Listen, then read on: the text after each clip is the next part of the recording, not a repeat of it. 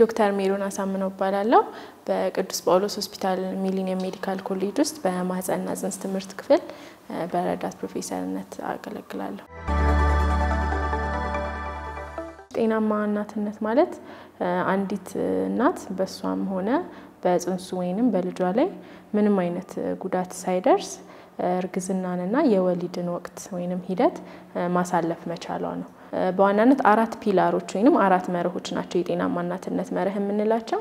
የመጀመሪያው የቤተሰብ ምጣኔ አገልግሎት ነው። ጥንዶች የሚወልዱትን ልጆች ቁጥር፣ መጠን፣ ጊዜ እንዲወስኑ ማስቻል፣ ያልተፈለገ እርግዝናንም ደግሞ መቀነስ የሚል በውስጡ ያካተተ ነው። ሁለተኛው ደግሞ የእርግዝና ክትትል ሲሆን ሊከሰትባቸው የሚችሉትን የጤና እክሎች መለየትና ከመከሰቱ በፊት ሕክምና መስጠት የሚለውን ያካትታል።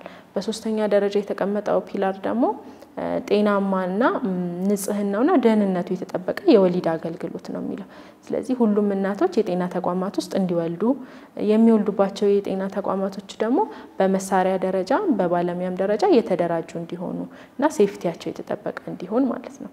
የመጨረሻውና አራተኛው ፒላር ደግሞ መሰረታዊ ኢሴንሻል ኦብስቴትሪክ ኬር የምንለው ወይንም ደግሞ የጤና እክል ለሚገጥማቸው ሃይ ሪስክ ለሆኑ እርግዝናዎች ተገቢውን ሕክምና መስጠት የሚያስችል የጤና ተቋም ማለት ነው። ስለዚህ ይሄ የጤናማ እናትነት እነዚህ መርህ አድርጎ መስራቱ የሚሰራው ኢኒሺዬቲቭ ያመጣው ለውጥ ምንድነው ወይንም መለኪያዎቹ ምንድናቸው? የጤናማ እናትነት ብለን ስንል የተለያዩ መረጃዎች የሚያሳዩት እንግዲህ ለምሳሌ የእናቶችን ሞት መመልከት እንችላለን። የእናቶችን ሞት፣ የእርግዝና ክትትል በጤና ተቋማት ውስጥ የሚያደርጉ እናቶችን ቁጥር፣ በጤና ተቋማት ውስጥ የሚወልዱ እናቶችንም ቁጥር፣ እነዚህ ቁጥሮች በምንመለከት ሰዓት ከጊዜ ወደ ጊዜ ከፍተኛ መሻሻል እያሳዩ የመጡ ናቸው። የቅድመ እርግዝና እንግዲህ በሀገራችን ከቅርብ ጊዜ ወዲህ ይበልጥ አገልግሎት ላይ ይገኛል። እስካሁን ባለው ግን የእርግዝና ክትትል ላይ ነው በብዛት ሲሰራ የነበረው። አሁን ግን በአገር አቀፍ ደረጃ ጋይድላይንም ተዘጋጅቶ ከእርግዝና በፊት እናቶች ምን ማድረግ አለባቸው የሚለው በስፋት የሚሰራበት ሲሆን ይህም ምንድነው የታወቀ የጤና ችግር ያላቸው እናቶች ለምሳሌ የደም ግፊት፣ ስኳር፣ የልብ በሽታ፣ የኩላሊት መሰል አይነት ከእርግዝና ውጪ የታወቀ የጤና እክል ያላቸው እናቶች የሚወስዷቸው መድኃኒቶች ይኖራሉ። ስለዚህ እርግዝናው ከመከሰቱ በፊት እነዛን መድኃኒቶች መለወጥ ሊኖርባቸው ይችላል። ያሉበትም የጤና ሁኔታ ደግሞ ከእርግዝናው ጋር ተስማሚ ላይሆን ይችላል። ስለዚህ ያ የሚታይበት ነው ኦሬዲ የታወቀ የጤና እክል ያላቸው እናቶች ማለት ነው። ከዚህ በተጨማሪ ደግሞ ከዚህ ቀደም በነበራቸው የእርግዝና ሂደት ውስጥ ከእርግዝና ጋር ተያይዞ የመጣ የደም ግፊትና መሰል ችግሮችም ካሉ በአሁኑ ወይንም አሁን በሚያቀዱት እርግዝና ላይ ተጽዕኖ ሊኖረው ይችላል። ስለዚህ እነዚህም እናቶች ደግሞ ሁለተኞቹ ተጠቃሚዎች ናቸው።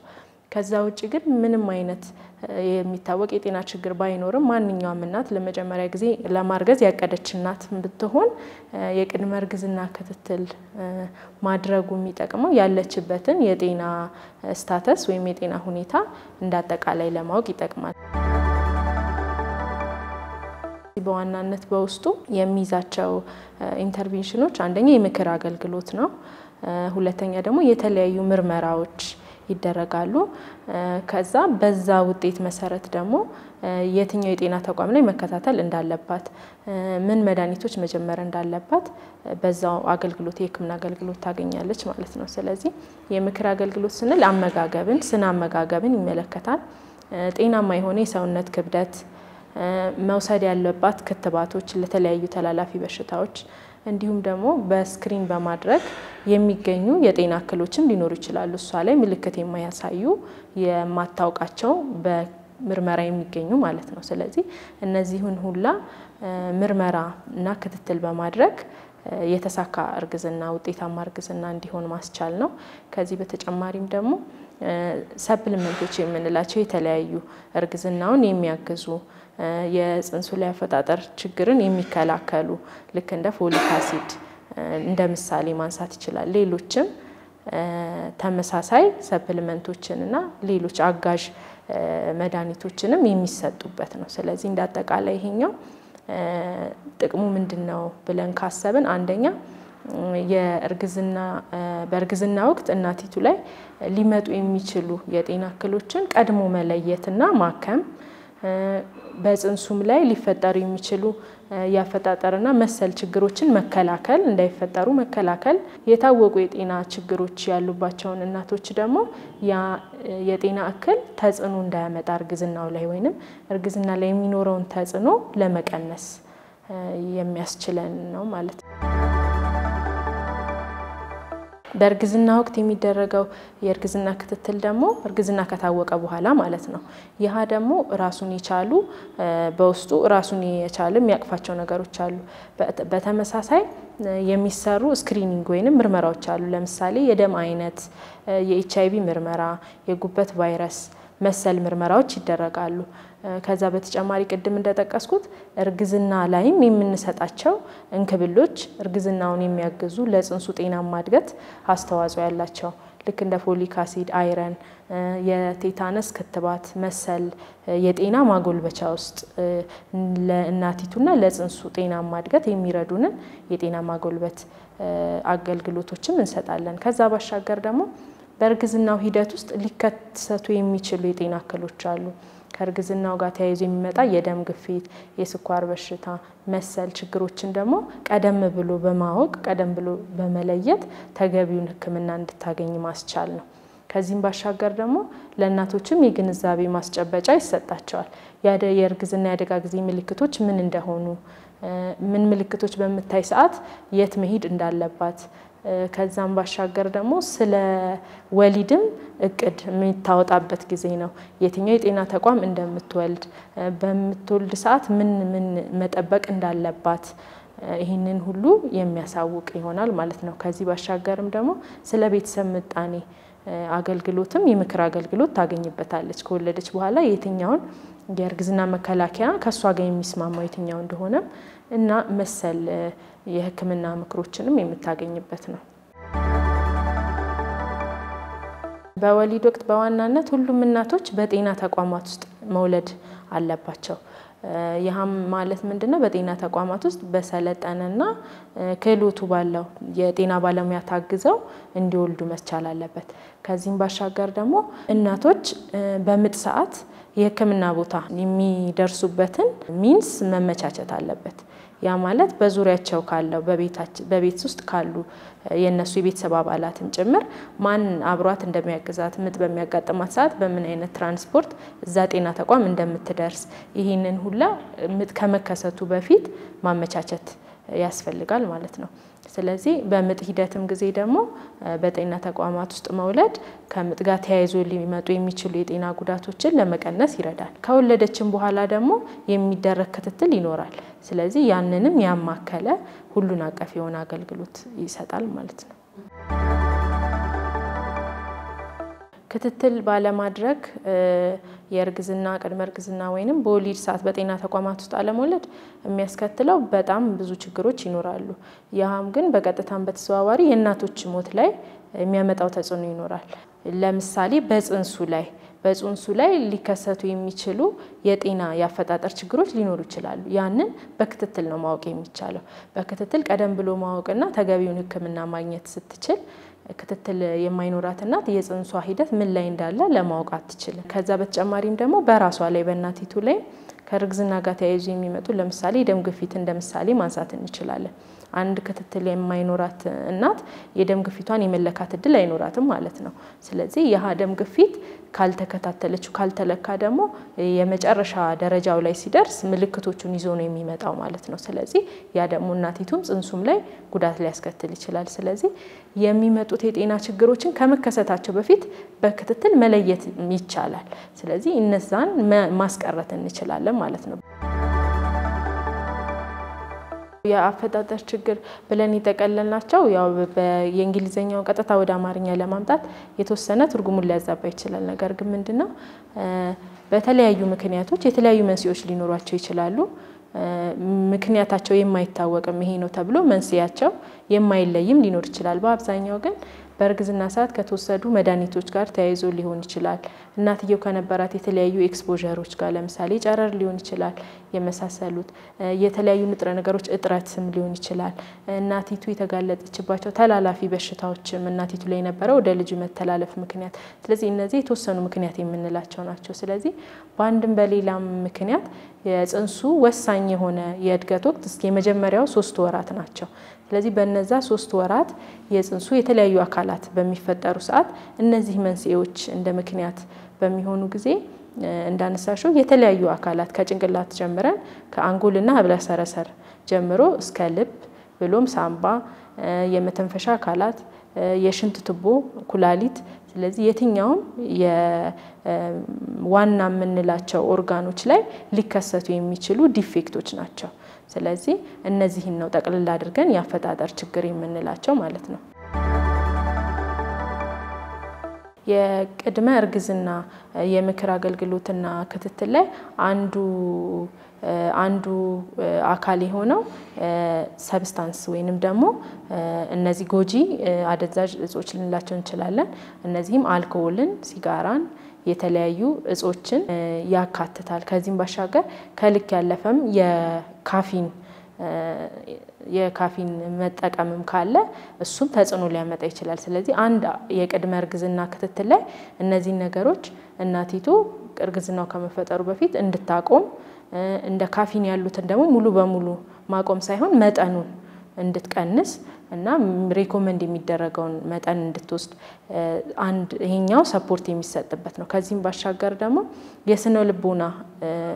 የስነ ልቦና እናቲቱም የስነ ልቦና ዝግጅት ያስፈልጋታል ስለዚህ ሳይኮሎጂካል እና ሴክሹዋል ሄልዝ የምንለውንም በቅድመ እርግዝና ክትትል ውስጥ እናስገባዋለን እርግዝናው ከተከሰተ በኋላ አሁን ላይ ያው የዓለም ጤና ድርጅት ሪኮመንድ እንደሚያደርገው አንዲት እናት ቢያንስ 8 ክትትሎች ሊያስፈልጓት ይችላሉ ያው እንደኛ አይነት ታዳጊ ሀገር ላይ ማለት ነው ነገር ግን ይሄ 8 ብለን ስንገድበው ይህ ለኖርማል እርግዝና ወይንም ምንም አይነት ተጨማሪ የጤና እክል ለሌላት እናት ነው ነገር ግን ቅድም እንደጠቀስኩት ተደራቢ ሁኔታዎች ካሉ ግን በሳምንት 2ቴም እንዲሁም ደግሞ አልጋ ይዛ ሁላ እስከመከታተል ድረስ ለሚያደርሱ የጤና ሁኔታዎች ሊኖሩ ይችላሉ እንደ አጠቃላይ ግን ምንም ተጨማሪ የጤና እክል ለሌላት እናት ቢያንስ 8 ክትትሎች የመጀመሪያ አንድ ክትትል ቢያንስ እርግዝናው 3 ወር እስከሚሆን ባለበት ድረስ አንድ ክትትልና አንድ አልትራሳውንድ ቢኖራት ይመከራል ከዛም ደግሞ ሁለተኛው የእርግዝና መንፈቅ በመንለው ላይ ደግሞ ቢያንስ 2 ክትትሎች ከዛም ደግሞ 5 ብለን ይከፋፈልናቸው አሉ ስለዚህ ጤና ተቋማት ላይ በመከታተል ቀጠሮዋን ጠብቃ እነዚህን ክትትሎች ማድረግ ክትባት የሚሰጧትን ክትባቶች ወቅቱን ጠብቃ መከተብ የሚሰጧትን ለጤና ማጎልበት የሚረዱ የተለያዩ እንክብሎች እንደ አይረን ፎሊክ አሲድ የመሳሰሉትን በተገቢ ሁኔታ መውሰድ የስነ አመጋገብ ስለ ሰውነት ክብደት የሚሰጧትን ምክሮችን ደግሞ ተግባራዊ ማድረግ የእርግዝና ያደጋ ጊዜ ምልክቶች ተብሎ የሚጠቀሱትንም ደግሞ በመታይበት ሰዓት ቶሎ ወደ ጤና ተቋማት ለመሄድ መቻል አለባት ዋናው አንደኛ ግንዛቤ ነው እናቶች ግንዛቤ ሊኖራቸው ይገባል እነዚህን አገልግሎቶች የጤና ተቋማት ላይ ሄደው ማግኘት እንዳለባቸው ሁለተኛ ደግሞ ተደራሽነቱ ስለዚህ ሁሉም እናቶች በቅርብ ርቀት ይህንን አገልግሎት ማግኘት መቻል አለባቸው ስለዚህ በየትኛውም ጤና ጣቢያ ላይ አንዲት እናት ያለ ምንም ክፍያ እነዚህን አገልግሎቶች ማግኘት ትችላለች እንዳላት የጤና ችግር ደግሞ ከዛም ከፍ ሲል ሪፈራል ወይንም ደግሞ ተርሸሪ ሆስፒታል ድረስ ባለው የሪፈራል ሰንሰለት የሚገባትን ሕክምና ማግኘት ትችላለች ማለት ነው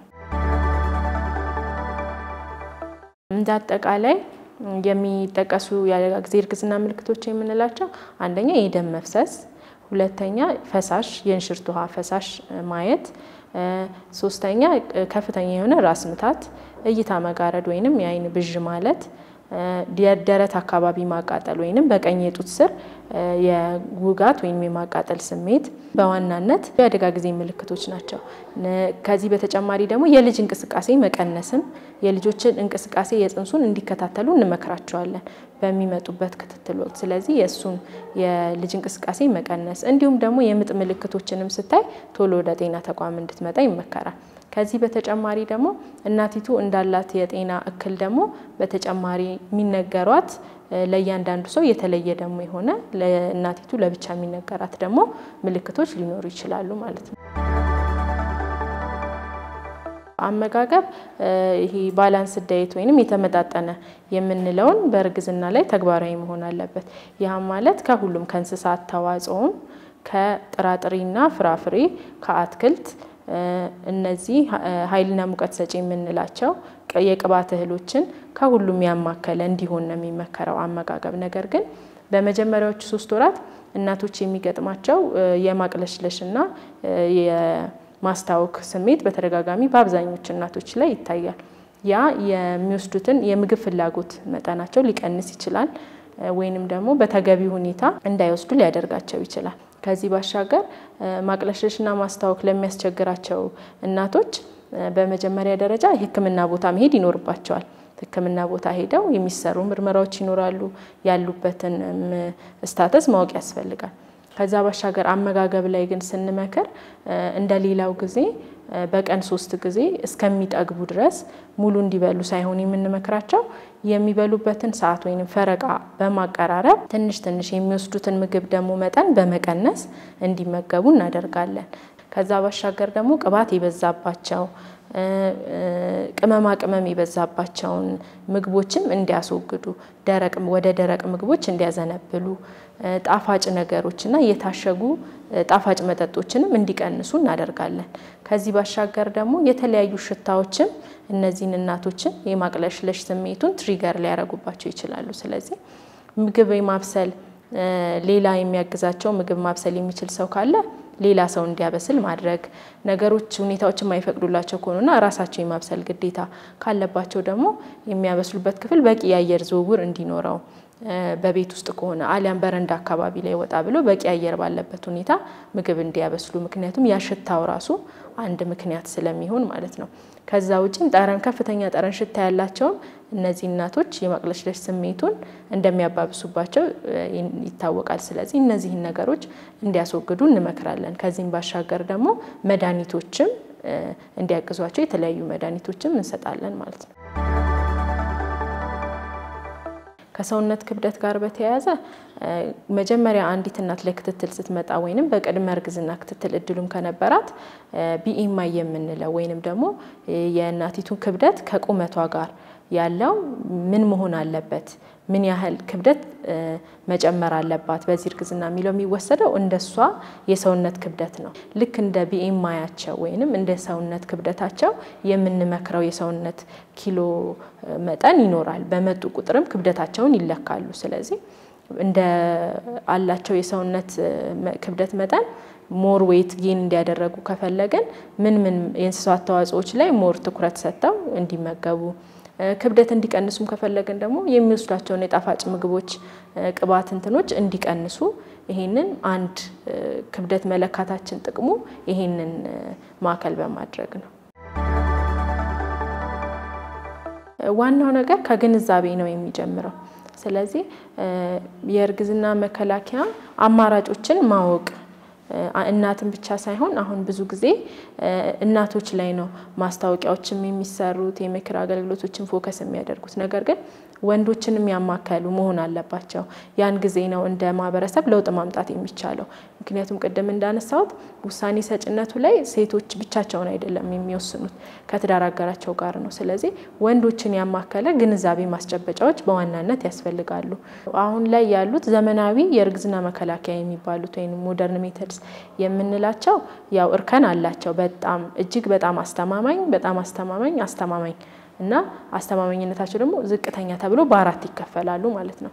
ስለዚህ በሰርጀሪ ወይንም ደግሞ በቀዶ ጥገና የትቦ ማስቋጠር ይሄ ፐርማነንት የምንላቸው ሜተዶች ለወንዶችም ደግሞ የዘር አስተላላፊ ትቦ መቋጠር እንዲሁም በማህፀን ውስጥ የሚቀመጥ ሉፕ ወይንም ደግሞ በክንድ ላይ የሚቀበሩትን መድኃኒቶች ብንመለከት እነዚህ ቶፕ ላይ እጅግ በጣም አስተማማኝ የሚባሉት ሲሆኑ ፌል የማድረግ እድላቸው ወይንም ደግሞ አንዲት ሴት ተጠቅማቸው ያልተፈለገ እርግዝና የመከሰት ቻንሳቸው ከ1% በታች የሆኑት ናቸው። ስለዚህ እነዚህኞቹን ነው እጅግ በጣም አስተማማኝ የእርግዝና መከላከያ የምንላቸው ማለት ነው። እንግዲህ የእናቶች በወሊድ ሰዓት የሚያጋጥም የእናቶች ደም መፍሰስ ለእናቶች ሞት እንደ ዋና መንስኤ የሚነሳ ነው። ስለዚህ በዚህ ላይ ያው በፖሊሲ ደረጃ ወይንም ደግሞ በጤና ተቋማት ደረጃ ብዙ የሚሰሩ ስራዎች አሉ ፕራዮሪቲ ተሰጥቶ ማለት ነው ያም የጤና ተቋማቶቹ በበቂ ሁኔታ የተሟላ መሳሪያ ሊኖራቸው ይገባል የተሟላ የደም አቅርቦት ያስፈልጋቸዋል ክህሎትና ዕውቀት ያለው የጤና ባለሙያ ያስፈልጋቸዋል ስለዚህ ይህንን ነገር በሚከሰትበት ሰዓት የሚመጣውን የእናት ሞት ለመቀነስ ማለት ነው ከዚህም ባሻገር ደግሞ በዚህ ጤና ተቋማት ውስጥ ያሉ የጤና ባለሙያዎች ደግሞ በየጊዜው ስልጠና ማግኘት ይኖርባቸዋል እንደ ካፓሲቲ ቢልዲንግ ዘመኑ ካመጣው ቴክኖሎጂ ጋር ሳይንቲፊክ በሆነ ወይ የተረጋገጡ አዳዲስ ኢንተርቬንሽኖችም ካሉ እነሱን እየጨመሩ ኢንተግሬት ያደረጉ እንዲሰሩ ይሄ በጤና ተቋማትና በማለሚያው ደረጃ የሚጠበቅ ነው ከዛ ባሻገር በማህበረሰብ ደረጃም ደግሞ ቅድም እንዳልነው እስካሁን ስናነሳቸው የነበሩ ነጥቦች የቤተሰብ ምጣኔ አገልግሎት ቅድመ እርግዝና ክትትል እነዚህ ነገሮች በአንድም ሆነ በሌላ መንገድ ከእናቶች ሞት ጋር ግንኙነት አላቸው ስለዚህ እናቶችን የጤና ተቋም ክትትል እንዲያደርጉ በጤና ተቋማት ውስጥ የሚወልዱ እናቶች ቁጥር እንዲጨምር ወይንም ሁሉም እናቶች ጤና ተቋም መውለድ እንዲችሉ በቅርብ ርቀት እንዲያገኙ እነዚህንም የጤና ተቋማቶች ደግሞ በቅርብ ርቀት እንዲያገኙ ማስቻልም አንድ የሚጠበቅብን ነገር ነው ማለት ነው ከዚህም ባሻገር እንደ ማህበረሰብ የትዳር አጋሮቻቸውን ቤተሰቦቻቸውን በእርግዝና ሂደታቸው ውስጥ ሰፖርቲቭ መሆን አለባቸው የጤና ተቋም ሄደው በሚታከሙበት ሰዓት ለእናቶች ሰፖርት መሆን አለባቸው በምጥም እንዲሁ ማለት ነው